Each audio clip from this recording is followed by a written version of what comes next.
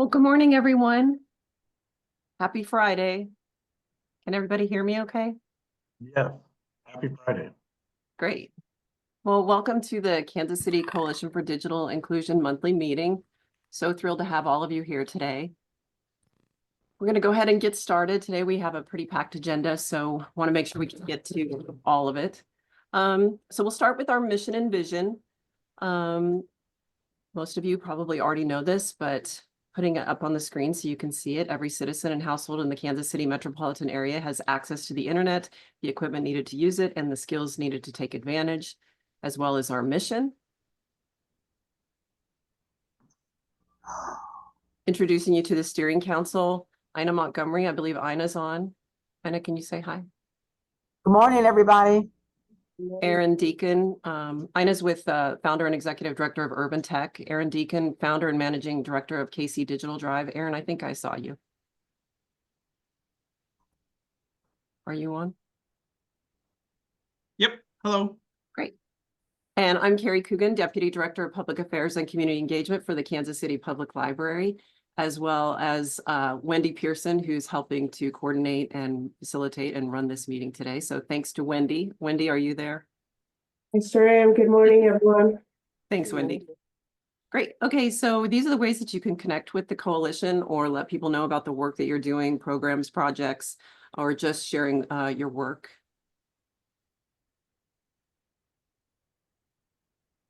And now we'll get started with our agenda. And I want to start out and introduce any new members or first-time attendees to introduce yourself, say your name, your organization, and why you're here. Any new members or first-time attendees? I think this is my actual first time attending the meeting, but being digitally connected to the community is one way to let people know what's on the menu. So we always want to let people know what's on the menu so they can figure out how to order it. And sometimes there are things not on the menu that only people know about. And so by being able to connect to the community, that's how we get to know what's on and off the menu and the menu of life. How about that?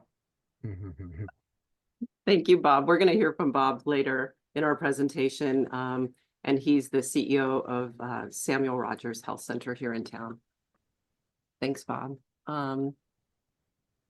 Any new members or first-time attendees?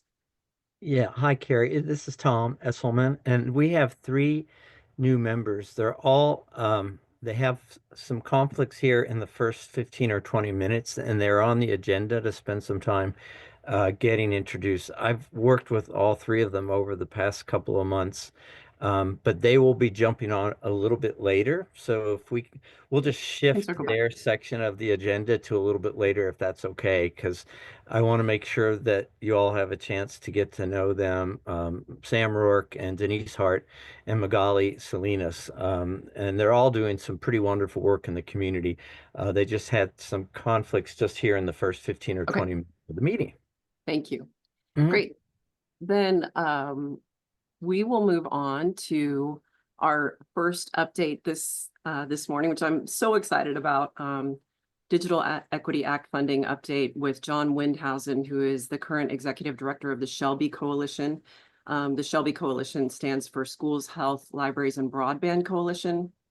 They're out of Washington, D.C., public policy group who works really hard to make sure that anchor institutions get the support that they need, whether it's legislation, funding, opportunities across the country as it relates to broadband access, as well as services and support. And so, as we all know, it's been a little bit of a tumultuous couple of weeks, especially as it relates to some of the federal funding opportunities that a lot of us have been looking forward to. So we asked John to come on and kind of help navigate that. And since Tom through DEPO-KC has been somewhat involved in some federal funding opportunities with our local funders, I wanted to invite John Windhausen to share some updates, and then Tom can share a couple afterwards. Or Tom, why don't you introduce John in the conversation? Great. Thanks, Carrie. And yeah, we we've mentioned this a couple times in previous meetings. Both Carrie and I have had the opportunity of working directly with Shelby.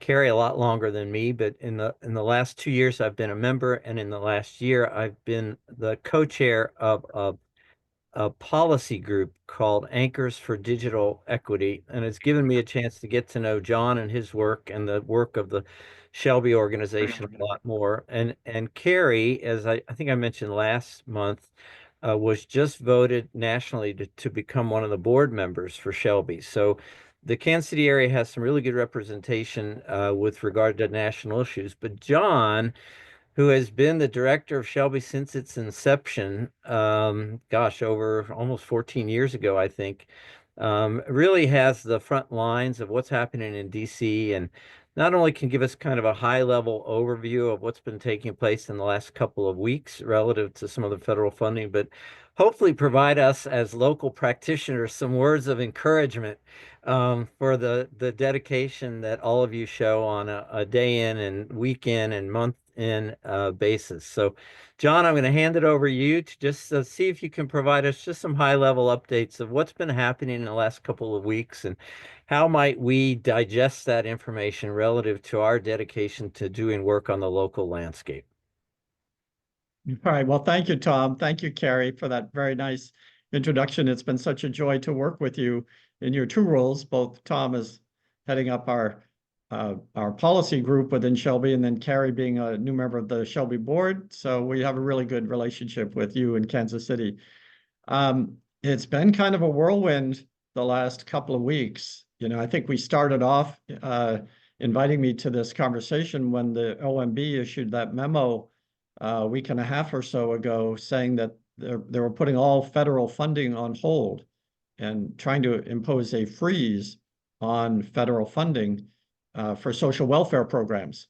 And we were amazed, taken aback, somewhere between scratching our heads and panicked that this might cause a stop in the flow of Universal Service Fund money. Like, does this mean that the FCC cannot fund E-rate or rural health care or subsidies for high-cost telephone companies? And so we were a number of parties that called for the Trump administration to clarify, the scope of this OMB memo. And then lo and behold, a few hours after we issued a press release calling for that clarification, I think the memo came out on Monday, we asked for clarification on Tuesday. And then Tuesday afternoon, they did clarify it. They sent out another memo saying, oh no, we're only talking about certain programs. And then by Wednesday, they rescinded the whole thing. Now, the whole thing is a bit of an exaggeration because they're still saying no, that the executive orders that the president signed on his first day in office are still in effect. It's just this memo that was rescinded. And some of those executive orders are also problematic, let's say, but they don't touch E-rate and they don't touch digital equity directly.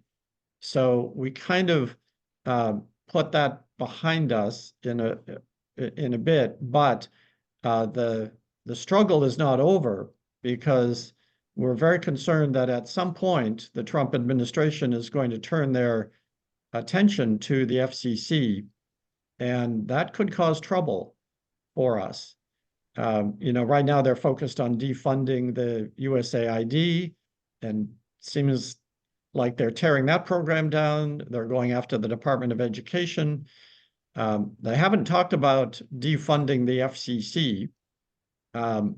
And I don't want them to be talking about that. And we're not trying to raise that, but it is, who knows with this administration where they're going to go next. The other thing that's happened recently that's, I think, of interest to this group is that Secretary of Commerce Lutnick, he's been nominated by Trump to serve as the Secretary of Commerce. He had a nomination hearing last week, and they talked about the BEAD program and the Digital Equity Act.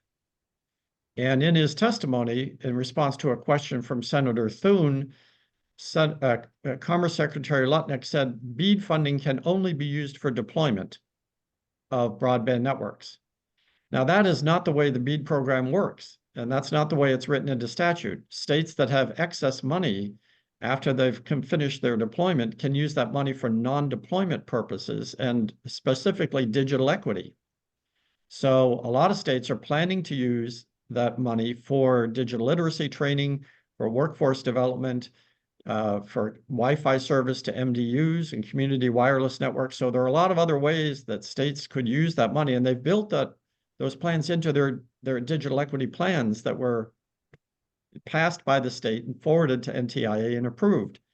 So the concern is that if Secretary Lutnick's view holds that NTIA might refuse to award funding for these digital equity programs that the states have already approved.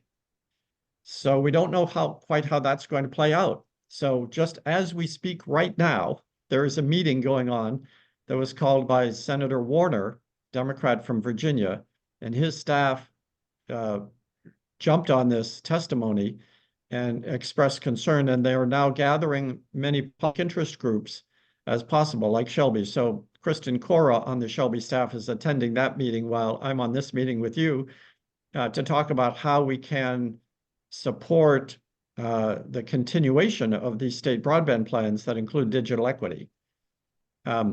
We know that Senator Cruz, chairman of the committee, has called for a pause in BEAD funding. But interestingly, there are a number of Republican senators that have written to Secretary Lutnick saying, no, don't pause it. We are counting on this money to go to our rural states, and we need that funding to keep flowing. It's been 4 years since we passed the Infrastructure Investment and Jobs Act. States have done a huge amount of work to put these plans together, and now we're just on the cusp of getting this money out the door so we can start building these networks. Don't undermine that. But unfortunately, Commerce Secretary Lutnick's response when he was pressed at the hearing was, well, I work for the president. And he wasn't necessarily recognizing that Congress is the one that's drafted the law, that wrote the law that is now in effect. So a number of concerns here that we're working on. I could also talk about proposals to undermine the E-rate hotspot lending program and the Eyes on the Board Act, but maybe that's enough of a summary right now. I'm happy to answer any questions. John, that is a great summary. I just want to cut in for a second because the direct impact of some of the uncertainties that you shared with us is felt very close to home. Just following us on the agenda, we have our two state representatives of the respective offices of broadband development from both state of Missouri and state of Kansas. And we also have one of our steering council members, Aaron Deacon, has been our local representative at the state level. And I know we're going to get updates on how both states are handling, for instance, their digital opportunity grants coming from the NTIA. But I wanted to reach out to see if we have some insights that Aaron Deacon from KC Digital Drive could provide on the basis of, how your comments reflect on our kind of local impact. So Aaron, if you just wanted to chime in briefly, I think that would be kind of good timing for that. Sure. I mean, I don't know that I have too much to add. Good to see you, John. Thanks for being here. Yeah, I think there's a lot of unknowns, and I guess maybe the only thing I'd say is we've kind of known that there would be a lot of unknowns for a while.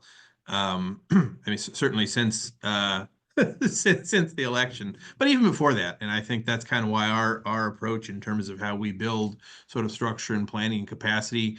We want to take as much advantage of the federal programming and the federal dollars as we can, but really want to make sure that we drive sort of local programming and strategy in a way that can accommodate that to the extent that we're able to secure it, but also that can survive that uncertainty to the extent that it exists.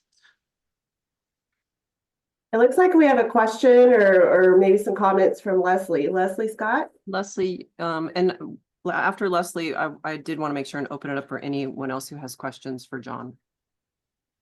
Yeah, so I was just wanting to see if John could talk about how he thinks the executive order eliminating equity the DEI executive order could affect the Digital Equity Act itself. And then also, I don't know that anybody's mentioned that NDIA sent out an email that said they were recommended for award, but are on pause for their next steps in that process. So just curious if John has any insight into that. Thank you. Well, thanks for the question, Leslie. I don't have a good answer for you. Unfortunately, this administration is anything that has the word digital or anything that has the word equity in it seems to be a non-starter for them. That seems to be a problem. So we're like in the process of renaming our group within SHLB. Instead of the Anchors for Digital Equity, we're going to be Anchors for Digital Opportunity. But that's a name change that doesn't really go to the effect. I worry that this Trump administration is not going to fund and not going to follow through on the Digital Equity Act, even though they're required to by law. And that was the legislation that was passed by Congress and signed by the president. So I think that this is going to be a bit of it may be resolved in the courts. I wouldn't be surprised if NTIA, under the president's direction, puts a halt on Digital Equity Act funding, as we've already seen with NDIA's award. Even though NDIA, as I understand it, has a contract with the government to do this work, that was put on hold, and I don't think that's legal. So it's going to be I'm worried, I guess, is one way to put it, that this is going to be a real battle coming up. I think they are going to move forward on the broadband deployment side of things, because so many of the telephone companies and industry want that funding to continue to go forward, to make some changes to the BEAD deployment funds, but they're going to probably recognize that a lot of states and Republican governors want that funding to flow. I think we need to activate the same Republican governors to talk about the Digital Equity Act and how important that funding is. We need to ask these Republican governors to weigh in with the president directly to try to get that funding, continue that. But that's going to be an uphill battle, I fear.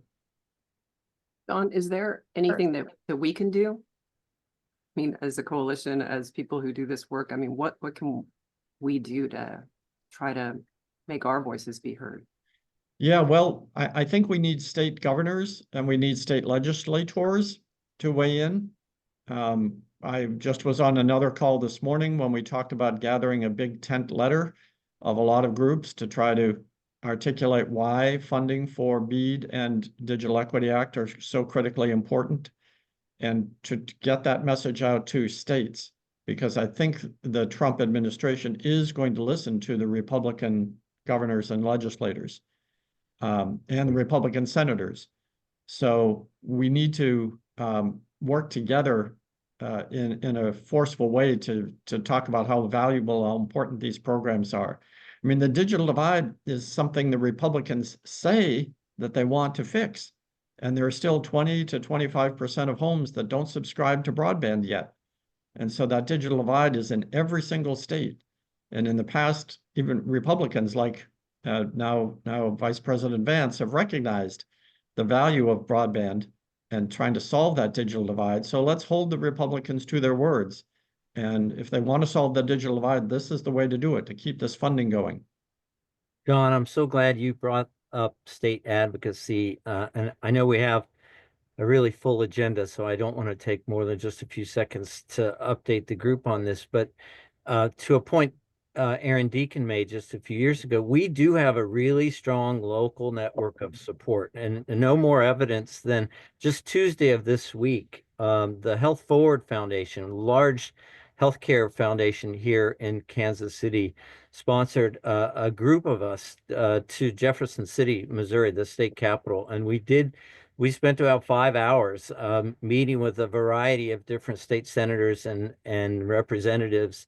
I mean, they have bills in the state legislatures supporting telehealth and other measures affecting broadband support and digital equity type of digital inclusion services. So we're lucky that we have such a strong foundation. The Health Forward Foundation has also got a pot of about $400,000 that they've offered as grant support.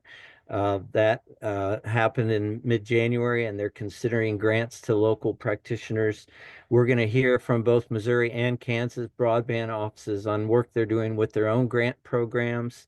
We have a Kansas City Digital Inclusion Fund, which I know Aaron and Kansas City Digital Drive has helped to coordinate, providing support. And more recently, we have the Ewing Marion Kaufman Foundation is offering funding to local groups forming coalitions around, equity and opportunity. A big group called the Phoenix Family, a national group called Economic Mobility Pathways, partnering with groups like Goodwill and Kansas City Digital Drive, Great Jobs KC, and even the United Way of Greater Kansas City. So we're thrilled to be part of such an active ecosystem, but it really is going to be tied to what we can do with those voices to help elevate this discussion in Washington, D.C. So I'm glad that you brought it to our attention. I hope you can stay on the call for a little bit, because while we do have to move on, and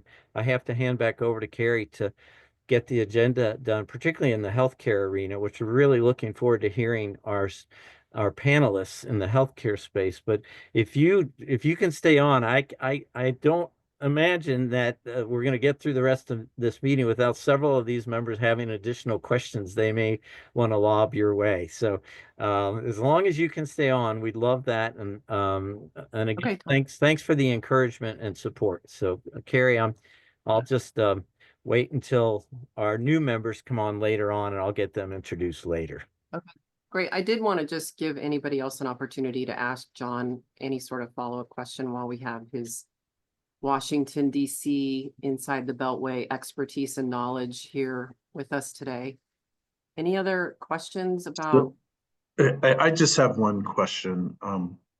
That it seems like they recently put out a list of words that they're going to scrub and look for these words in any funding opportunities, and not fund grants with certain words in it, like digital, like equity and women and several other words. But has anyone else seen the list of words that won't be funded, at least by the federal level? This is Kenneth with the Essential Families. Yeah, I've got an AI tool that has also scrubbed a lot of legislation language, and it's just shocking when I'm finding it. So I'll just say that, yes, we have the words. Thank you for that insight. And my understanding is not that is a list of things that won't be funded. I think this is I mean, I've seen varying slants on this, but and don't know any people who are doing the sorting, but it looked like a text sorting tool. There was a flow chart that I saw also, and so it's kind of, and even to John's point, and maybe a little bit. I mean, I think what I've heard, I guess, and seems, at least one lens, is they're really looking for explicit places where programs are run based on race. And we're like, so like, and I don't think we do a lot of this. We're like, we don't have programs that are only giving computers away or providing broadband support to to Black families, for example. And I think they're looking for, at least that's what it seems to me, sort of where those things manifest. But I don't know that there's signs that there's like they don't want equitable outcomes. But I'm curious for others' perspective on that. But it doesn't seem like a ban. I've seen things where it's like forbidden word, or we're going to strike all these. Totally may happen, but I haven't seen it couched that way yet. And Aaron and Kenneth, I appreciate both of your inputs. And this is exactly what we need. We need to figure out fact from fiction. And so as we can do it as a group, that would be amazing. John, did you want to add anything there? Okay, great, thank you. I would just add that it seems likely that the reviewers are going to be overwhelmed by that search on those keywords, that those keywords will probably show up in every document, and they'll have to sift through the ones that have the context that they're looking for. So it could be quite a wicked chore. Great. Thank you, everyone. And thank you, John. Really appreciate your time today. Okay, we're going to turn quickly now to Dimitri Farthing, who's here from the State Broadband Office for the state of Missouri. And Dimitri, do you have any quick updates you want to share? If you don't, that's totally fine. But if you have something to share today, that would be great. Can folks hear me? Yeah, very brief updates. We mentioned last week that we were concluding the review process for our Digital Opportunity Grant Program fiscal year 2025. That process has officially concluded today. We have informed our applicants of which entities have been recommended for funding and which have not. One thing we want to stress is that these are very much recommendations for funding. NTIA is the final arbiter on what organizations will be receiving funding. We intend to submit that list to NTIA today.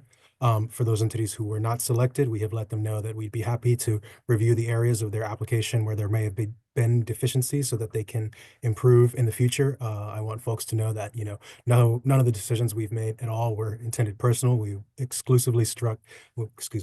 stuck explicitly to the guidelines that we released prior to opening our application. We received tons of great applications. Unfortunately, at the end of the day, we had requests for funding that were, 300% of what was available. So we know we'd have to make some very tough decisions. We've asked that all of those organizations we've selected refrain from making that news public. We don't want to get folks excited only for NTIA to then go and decide that, this particular project cannot proceed. But once we do receive that final approval, we'll be sure to make that information available to as many parties as we can. I think this ties into a bit of the earlier discussion. Our office is operating as if, this funding is still coming down the pipeline. We have not been informed by our federal program officer that any changes are coming. Although if we do receive that information, we'll be sure to make it available, just as soon as we can. And I think that really wraps up what I've got. Thank you. Well, that's big news, Dimitri. Really appreciate that update. Does anybody have a quick question for Dimitri? Okay. Thank you so much. Okay, great. Well, we're ready to begin our featured presentation, Healthcare and Digital Access in the Kansas City region. I'm so pleased to have some of the leadership from our healthcare providers in the area to talk about the digital divide and how it's affecting their staff, their patrons, and the people that they serve, and how we might be able to help partner with those organizations. With us today is Janelle Esselman from Care Beyond the Boulevard, Bob Thies from Samuel Rogers Health Center, Kim Weaver, who's the Program Director from Community Health Council of Wyandotte County, and Candace Brooks from she's the Community Relations Officer for University Health. Welcome, all of you. Thank you so much for being here today. We want to start out by just asking you each this simple question. What is the digital divide to you and your organization, and how does it present itself among the individuals and families that you serve? So why don't we start with Janelle first? Hi, thanks for having me. And I go by KK, makes it a whole lot easier. Oh, great. So we are a street medicine team. We provide healthcare directly to people who are experiencing homelessness and poverty in the greater Kansas City metro. So when we talk about the digital divide to us and to our patient population, it is truly a gap in access to technology and therefore a gap in access to healthcare services. So for us, the way it presents is it's really clear, right? So our patients may go into a hospital or a clinic and be seen, and then they have a follow-up appointment. They don't have a calendar oftentimes to put it in. They don't have any type of digital, like there's no computer. They don't have Wi-Fi. They may have Wi-Fi phones, but those phones are often stolen. That is the reality of the situation when you're living on the streets. You lose your phones, they're stolen, you can't charge them. So we'll get patients and they're like, I know I have an appointment, I don't know when it is. The other thing that happens, and this literally just happened 2 weeks ago, I had a patient who was being dismissed from a hospital, and I said, okay, when is his follow-up? And she said, well, we're gonna call him to arrange a follow-up. I said, you got a phone number on file? And she goes, Oh, no, we don't. Because so many of us are used to that. And then what happens is my patients are deemed as non-compliant. And I won't even get started on that word, but they're non-compliant because they don't show up to appointments that they have no way of knowing about and no way of accessing. Thank you, KK. Bob? Uh, Do you want me to repeat the question, or do you have anything additional to share? I'll just kind of tag team off. Sure, that sounds good.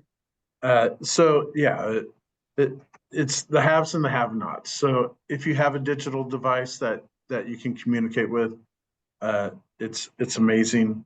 If not, you're at a complete disadvantage. So it's kind of like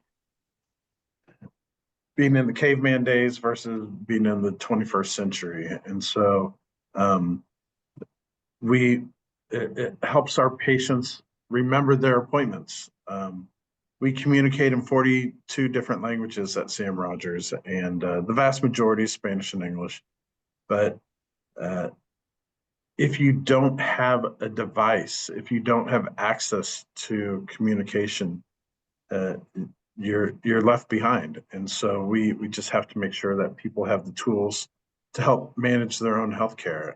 And it could be, there's all sorts of tools out there, and I think the wealthy, the haves, have a lot of access to different tools, even diabetes. Having a wearable, knowing which foods can trigger your high sugar levels, your spike your A1Cs, and knowing what activities, exercise can with the wearable, you can learn what different activities you're doing on a daily basis that can add or take away from your health. And so there's all sorts of technologies out there, and even in the form. So I just want to give one example. Someone brought in their granddaughter for care, and there wasn't a form that was filled out for the grandmother to be able to bring in their grandchild. And so we were able to communicate with the parent and get a digital form filled out so that the grandmother could go ahead and bring the granddaughter in for care so they wouldn't miss that appointment. It's being able to take care of stuff right then instead of going back and having something take a day, multiple days, a couple weeks, and it sure makes life a lot easier in healthcare. Thanks, Bob. Kim Weber is the Program Director of Community Health Council of Wyandotte County over on the Kansas side. Kim, I'm assuming that you probably have a lot of the same challenges, but can you tell us what the digital divide means for your organization and how it presents itself for your patrons? I'd be happy to. And let me say that me being a program director, I really am more of a community organizer. So I'm a field person. I'm out in the streets more like KK is. So who I adore. But we have some of the same challenges here. And we also are not a healthcare organization. Traditionally, we deal with the social determinants of health for community, or help them navigate the social determinants of health. And in that, when we're looking at the digital divide, we have literacy issues. So people don't understand how to use these apps, if they even have access to them on their phones and stuff. We're looking at people who don't know how to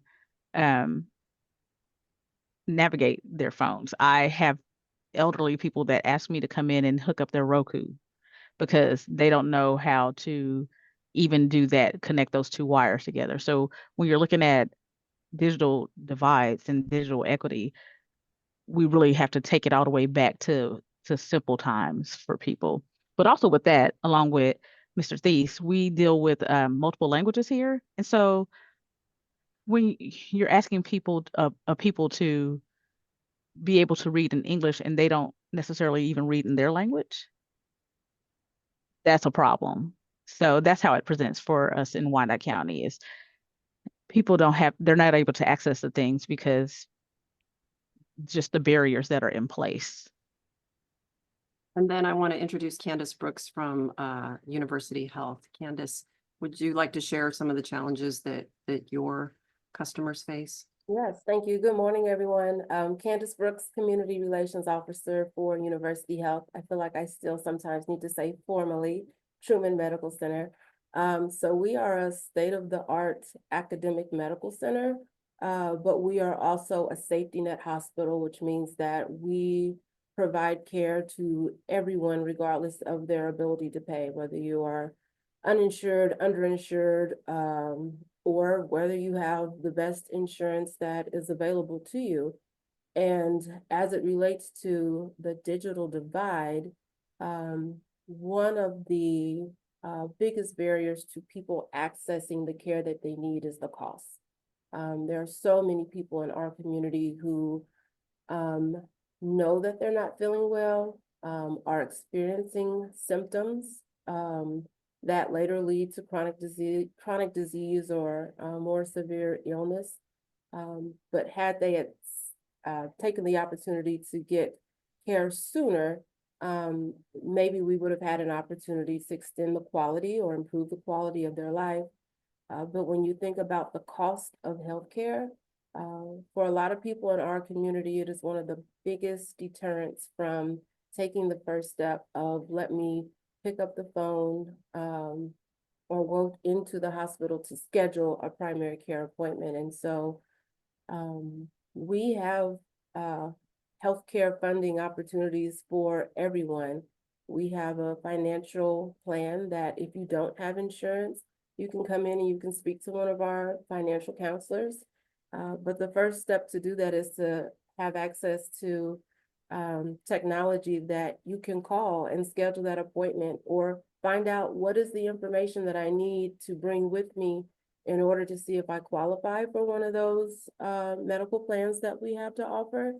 And so for me, for us as a safety net organization, the digital divide means greater healthcare costs for the patient and for us as an organization. I'll also say just from being in community and doing the work that we do, the digital divide is an awareness gap.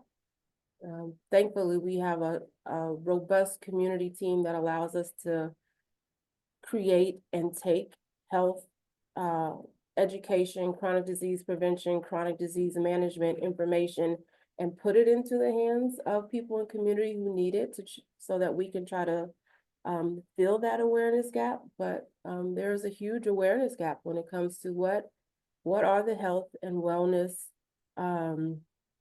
information, websites, apps, articles that I can be reading, following, using to help me better manage my care.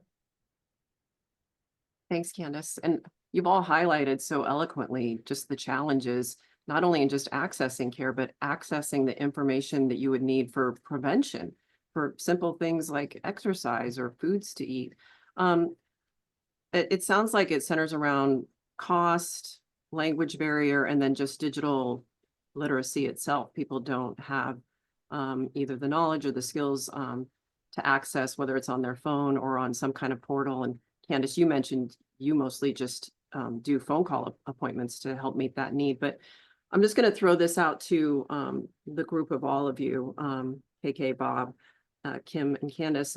What is your role in helping to bridge the digital divide in these specific areas? In other words, I'm asking this because we're a coalition of people who do this work and help support people who are in the digital divide. So do you partner with other organizations, or how do you even begin to wrap your arms or your head around how to serve your patients or your patrons when you have these such strong defined barriers? Candace or KK? Sure. So I would say that we take a layered approach because we don't ever want to assume that someone doesn't have access. So we take a layered approach. And so there is some health education that is on a website, our University Health Community Health Strategies website. And so if you are able to have access to the technology that allows you to access that, that's great. That's one way that we can push health and wellness resources to you. But what we do the majority of our time is boots on the ground, going into community, working with our community partners to put information into the hands of people in community that just helps them to be more aware and more informed of what are the things that you might be doing in your everyday life that can impact your quality of life. Our HR department has done something really innovative, and they've taken one of our mobile units that we use in community to truly meet people where they are.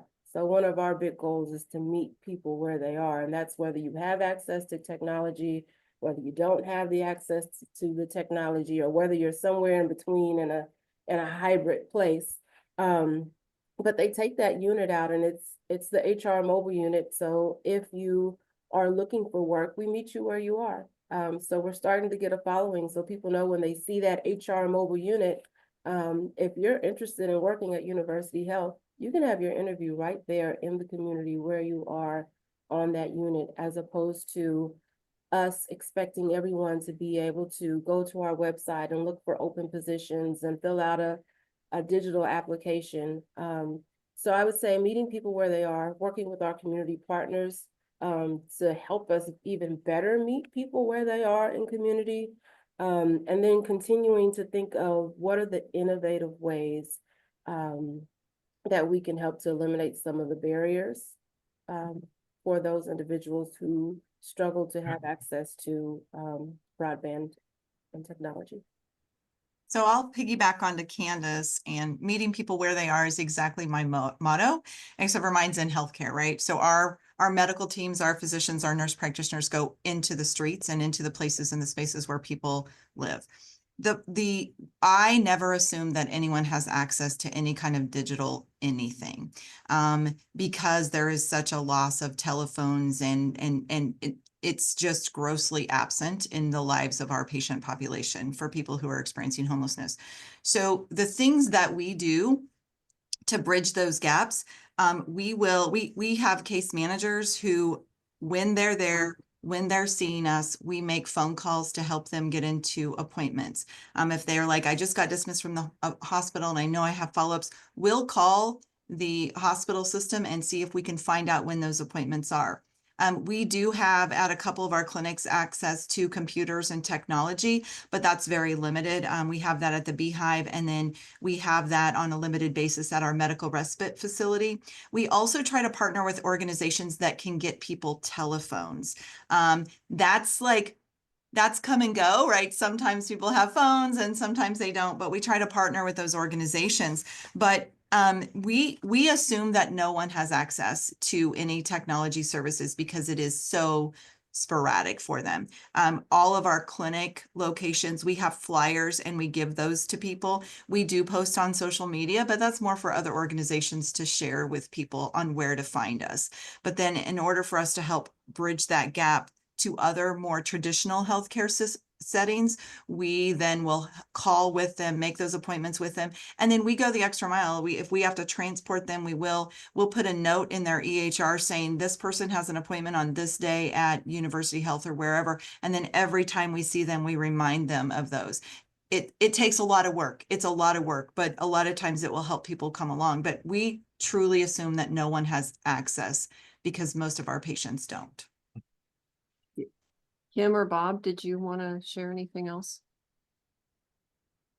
Just to go along with KK, knowing that our people, we use our community health workers as our front line. So they go into people's homes, they set up appointments with them, they will do the calling and stuff for them.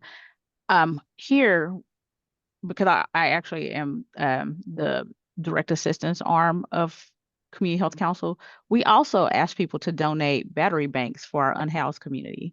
So like there are some battery banks that are solar powered because we've had basically an attack on our unhoused community. So we'll ask for things like, can people donate a $10 battery bank so that they can have access to a charger at all times?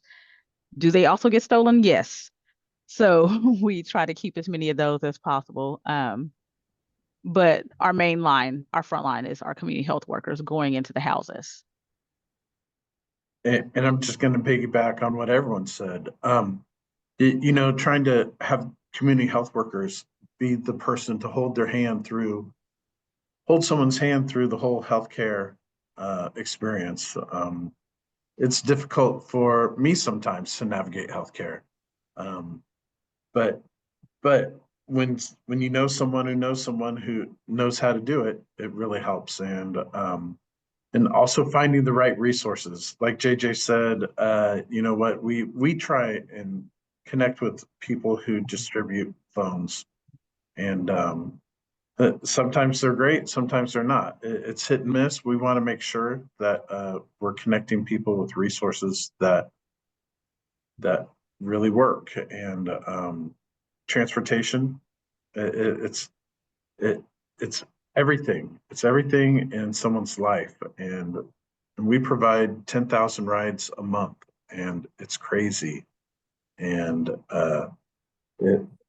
it's how to get there and how to communicate. Those are the two biggest things. And it's a lot of hard work.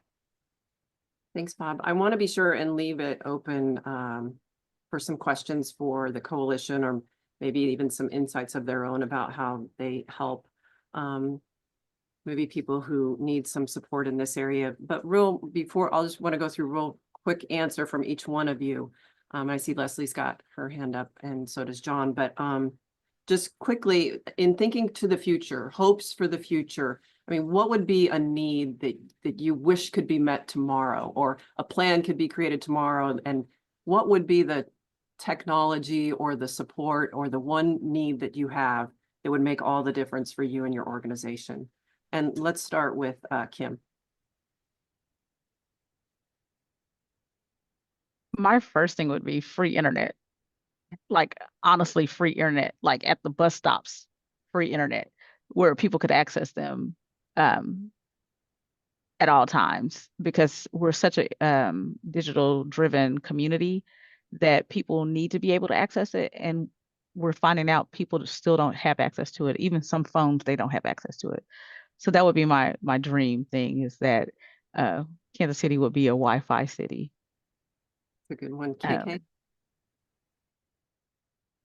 Sorry, did you say me? Yeah, KK.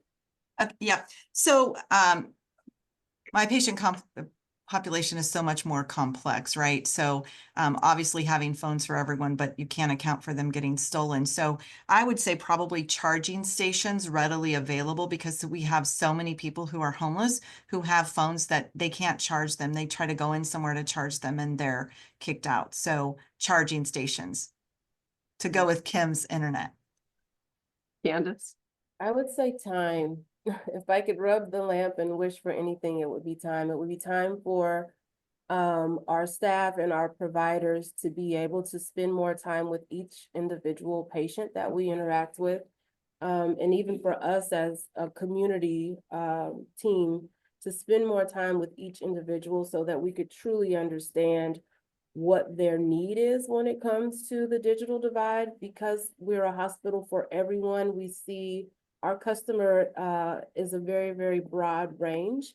And while we do have some patient population that have zero access to digital technology at all, that's great. So our providers and staff need more time to spend with that individual because of that gap that's there.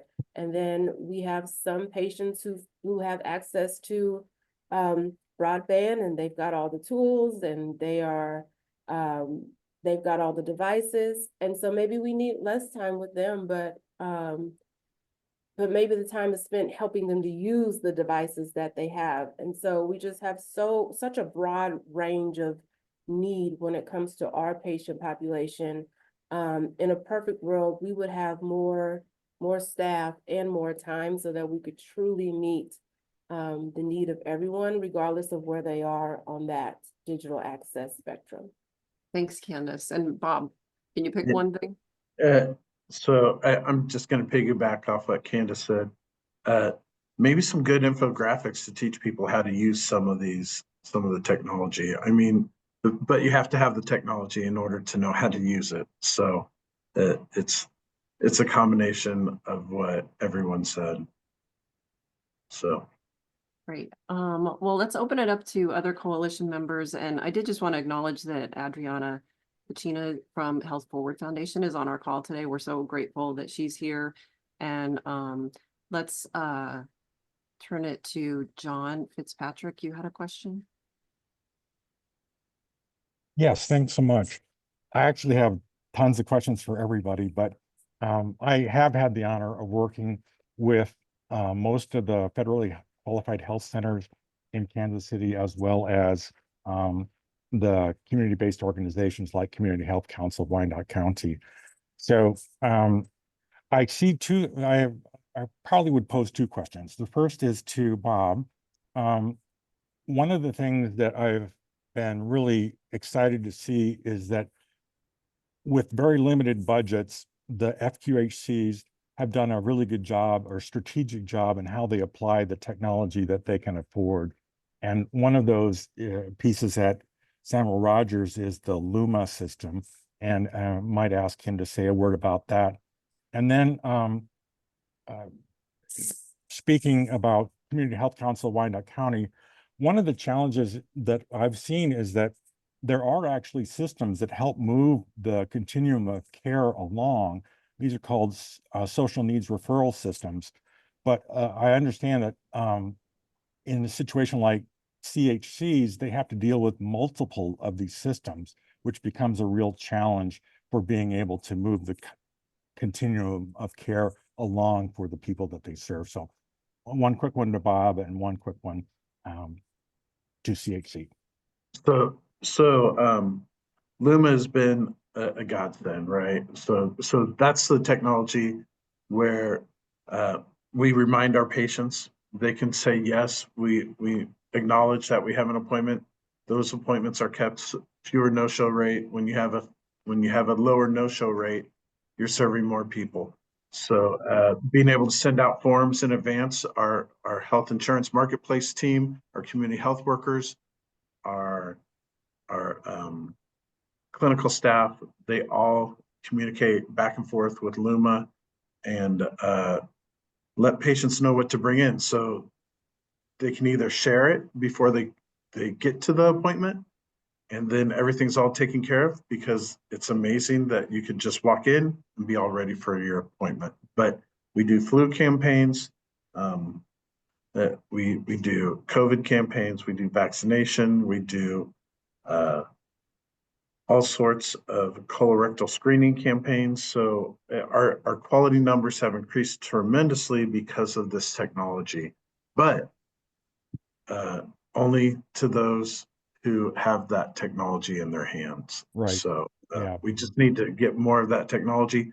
And another project that we're doing that John knows about is trying to prevent people with a higher A1C that's pre-diabetic from becoming diabetic, because when you prevent things from happening, you're saving the system a whole lot of money.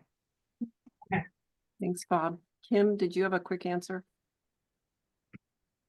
Let me make sure I have the question right. You're asking, how do we navigate the multiple systems that we're dealing with for CAC? Yeah, I kind of confirm that you are having multiple systems and how you do navigate that.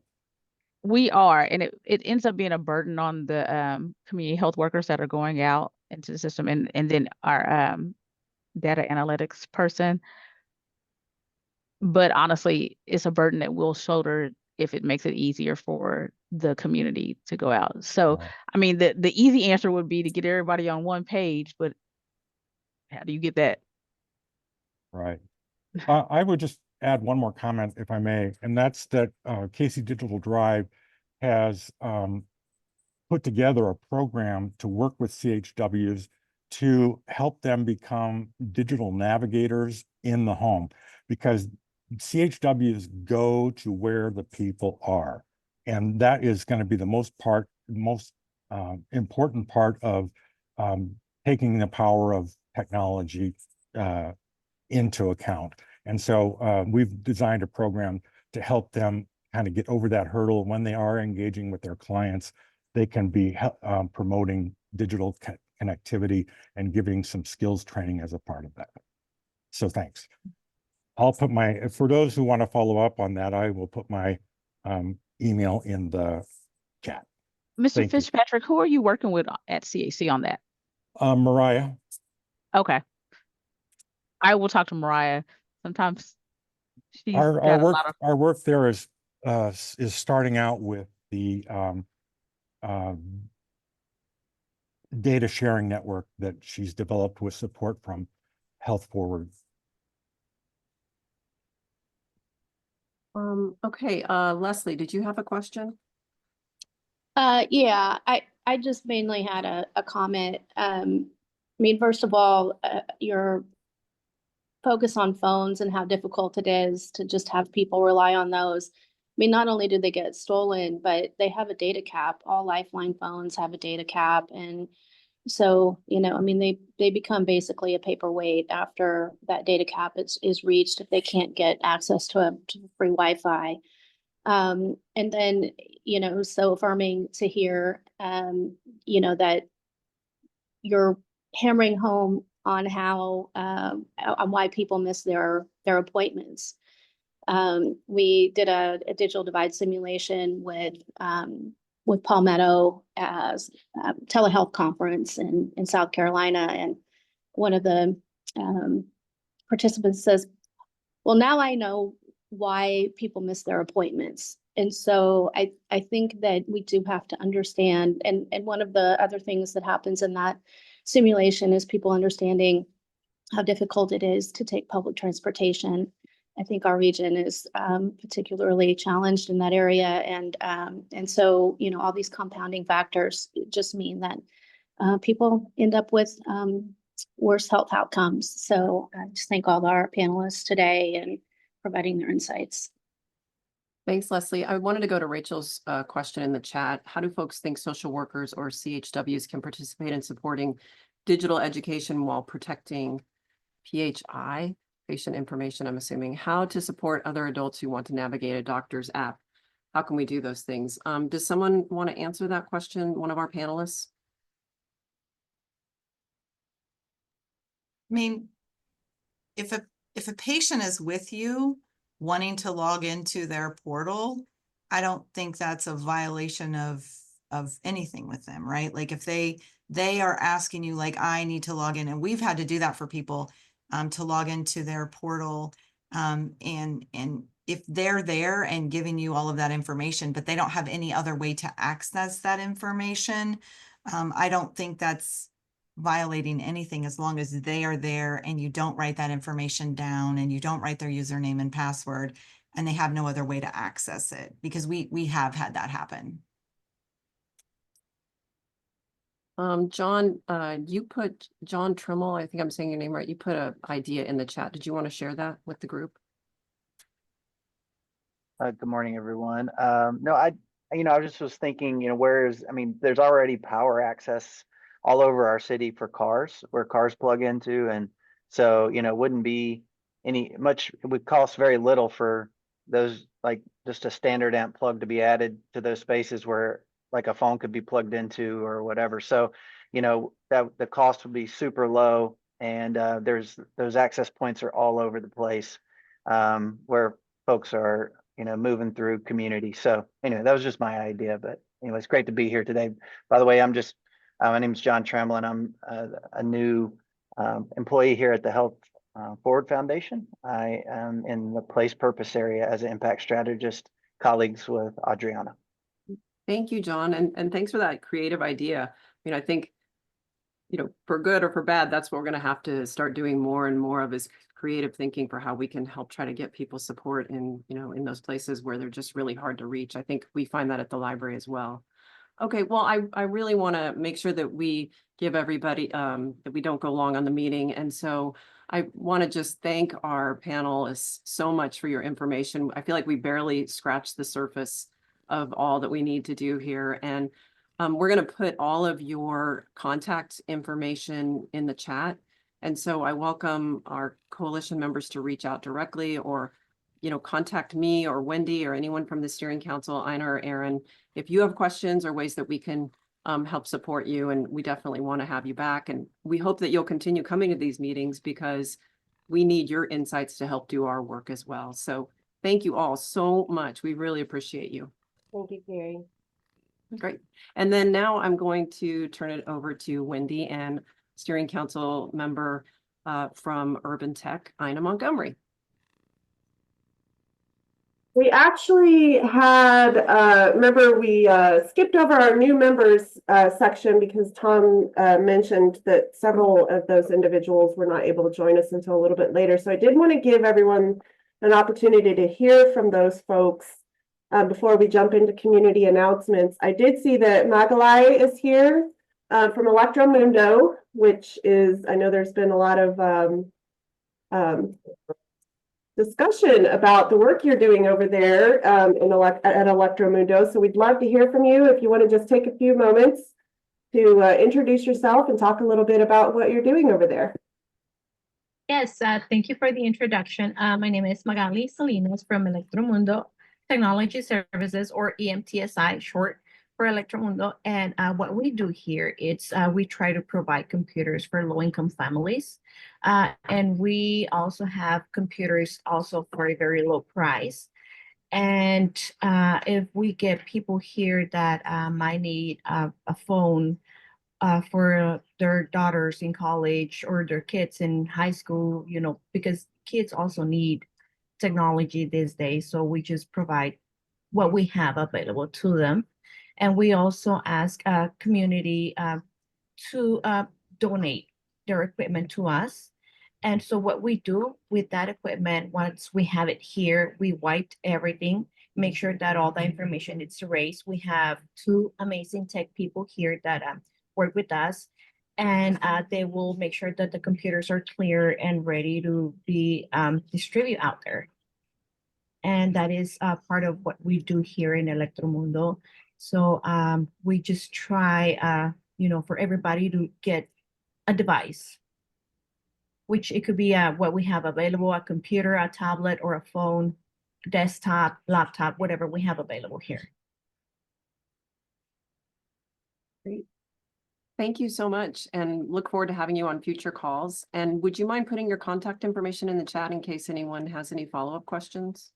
Yes, absolutely. I will put it in the chat. Thank you. You're welcome. Thank you, everybody. Thank you, Magali.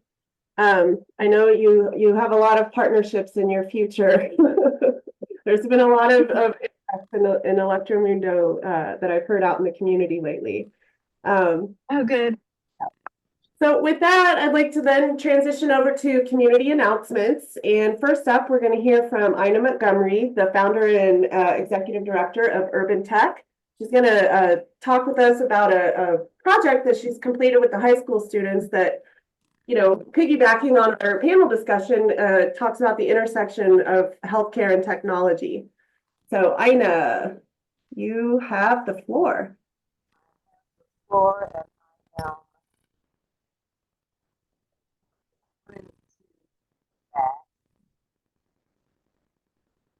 Morning, everybody.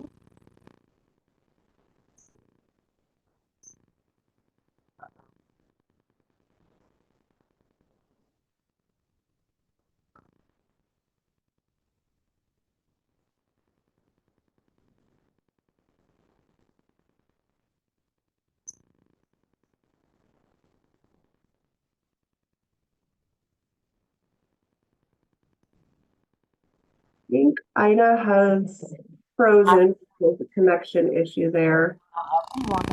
I'm trying to pull the PowerPoint presentation up.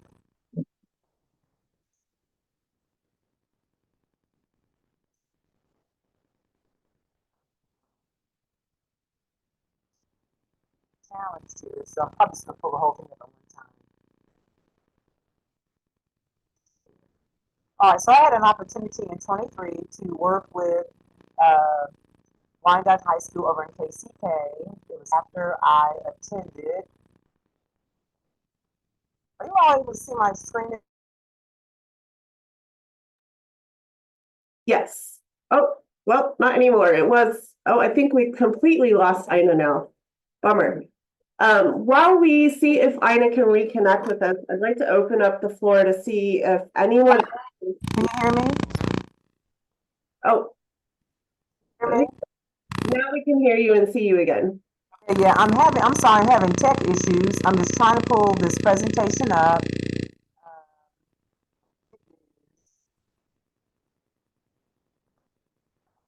So I had an opportunity in 2023 to do a presentation, or I'm sorry, to do a project with Wyandotte High School students. The project was how can you identify a healthcare issue related to 13 through 18-year-olds, and with that problem, create a solution using the virtual reality platform. And so the kids were able to select their own topic, research their topic, and then create a prototype in a virtual reality platform as a solution. And so I think I'm screen sharing. So it ended up being a real world learning project. These are the tenets of the real world learning: employer engagement, explore, engage, immerse. And so this was more of an immersion type of project because it allowed both healthcare industry and the students to determine how they were going to attract the students of their age group. And so let me see if I can get this video to play. This was, it's a 3-minute and 3-something-second video. I'm only going to show the first minute of it so you can get the idea of the project. Here,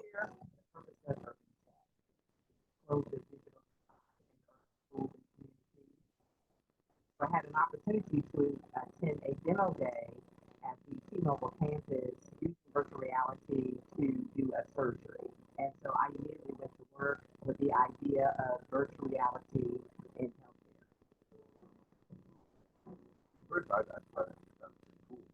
First thing I thought of when I thought VR, I thought I'd be close to VR.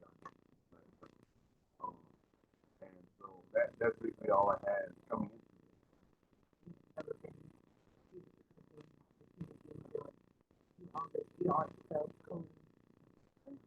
Come in more from the side of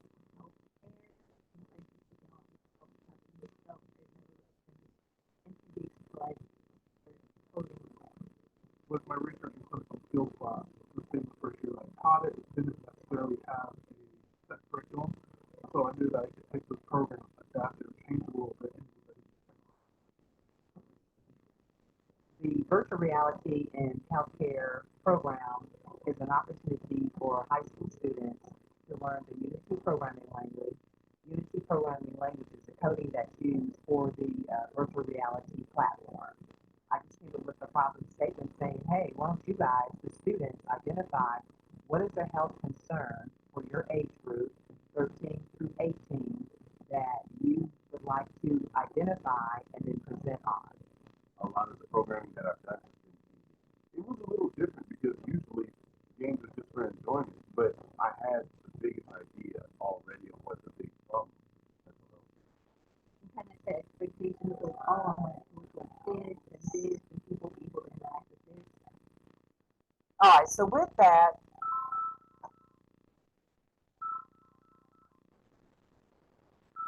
as you see, the students identified, in fact, 3 of the teams identified mental wellness as an issue. I found that very interesting. And then one group did body image. And I forgot what the other group did. So it was actually 2 high schools, Harmon and Wyandotte.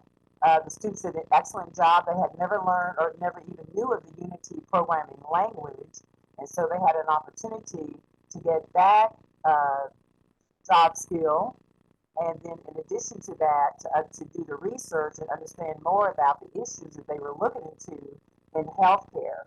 And so as we move forward in 21st century careers and really engaging this generation, I think virtual reality is an excellent opportunity for them to learn and to be a part of the healthcare industry.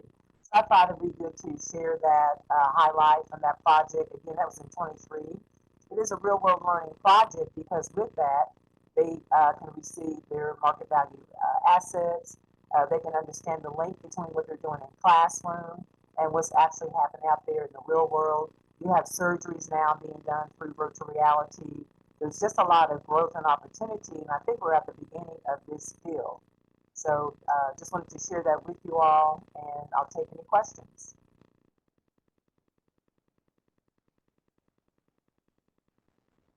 Does anyone have any questions for Ina?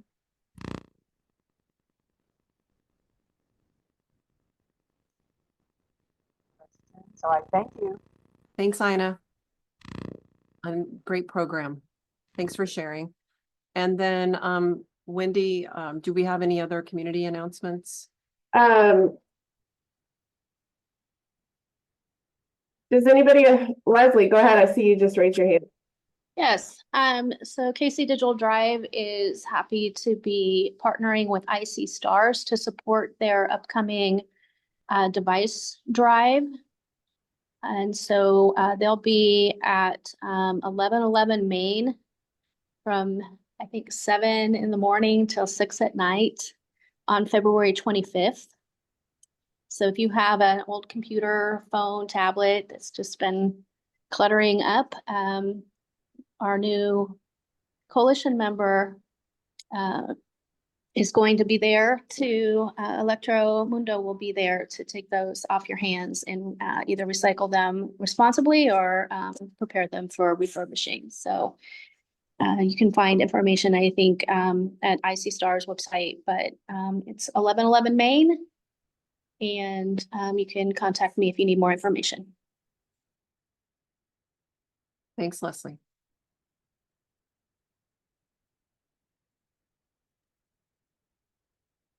Does anyone else have any events or announcements? Anything else you'd like to share with the group today? I think we've got one more little segment we'd like to fit in, but otherwise now's your chance. I do have one. Urban Tech is launching its Demo Days. Demo Days is funded by the DEPO-KC grant, and it's an opportunity for me to go into all 6 council districts and give residents an opportunity to access technology, virtual reality, drones, esports, and AI. I'll have other augmented reality activities for them to do as well. But the first one will be tomorrow at the W.E.B. Du Bois Learning Center at 31st and Cypress. It's open to the community from 12:30 to 3:30. And so you can come on by and experience those technologies. It's our outreach, again, into all 6 council districts. So people who've never had an Oculus on before, people who don't know what AI is, they can come and learn more about those technologies and get some hands-on experience. That is I'm sorry, the calendar is on the website. So if you go to the website and hit Demo Days, you'll see the list of the community centers that we'll be giving those events at.